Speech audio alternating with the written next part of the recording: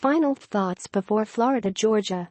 Despite all the distractions and off-field clutter enveloping this week, the matchup is almost here. At 3:30 p.m. Eastern Time Saturday, the Florida Gators and number 3 Georgia Bulldogs will kick off in Jacksonville's Everbank Field for one of the premier rivalry games in college football. The Gators are a heavy underdog in the matchup, but they aren't counting themselves out. If the healthy Terry Cleveland and Kadarius Toney can step up, and maybe the Gators implement some designed quarterback runs, there could be a chance for the game to be interesting. Former Gators tight end Ben Troop said he feels the pressure will be on Georgia come game time. More, click here to sign up for the Good Morning Gators newsletter. Suspension update. 7 of the 9 Florida football players who have been suspended for alleged credit card theft agreed to pre-trial interventions, meaning the recommended felony charges could be expunged from their records. Despite this revelation, don't expect the players to rejoin the team anytime soon.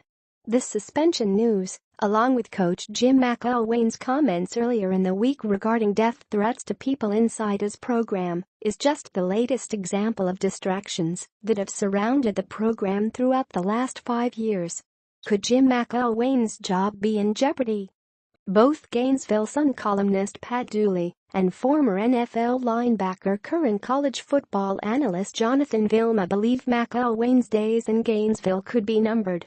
Dooley said on the Paul Feinbaum Show that there is a 50-50 shot that McElwain returns next season. Vilma said McElwain is not producing at the level fans have expected.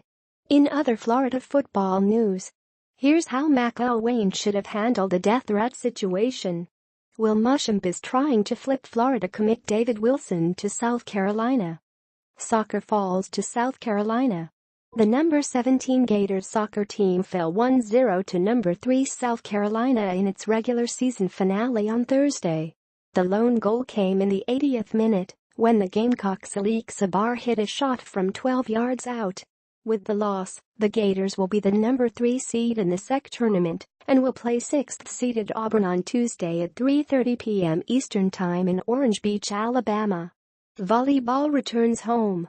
After playing 2 matches on the road last weekend, the number 4 Florida volleyball team will host South Carolina on Friday night before going on the road to face Mississippi State on Sunday. The Gators, 16-1, 8-1 sect, are second in the conference standings at the halfway mark of league play behind Kentucky. Cross country ready for SECs. The Florida cross-country teams will compete at the 2017 SEC Championships in Athens, Georgia, Friday morning.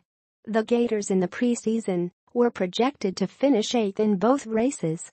Let's keep talking. Want to keep the conversation going? Hop over to our free Florida message board. Sign up now and join the discussion here.